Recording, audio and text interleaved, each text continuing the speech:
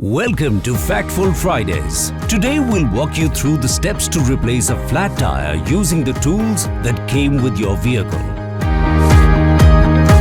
A flat tire can happen unexpectedly.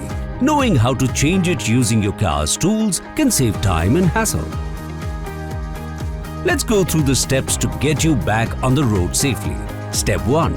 Find a safe location. Step 2. Place your hazard sign to alert other drivers. Step 3. Retrieve the jack and the essential tools from the boot. Step 4. Position the jack under your car's lift point. Step 5. Before lifting the car, loosen the wheel nuts with the lug wrench, but don't remove them completely yet.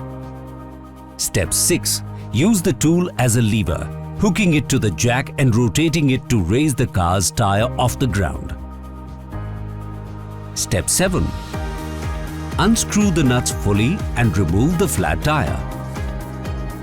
Step 8. Mount the spare tire onto the hub bolt and hand tighten the wheel nuts. Step 9. Lower the car and tighten the nuts securely using the lug wrench. For more details on this feature, refer to the owner's manual in Maruti Suzuki Rewards app.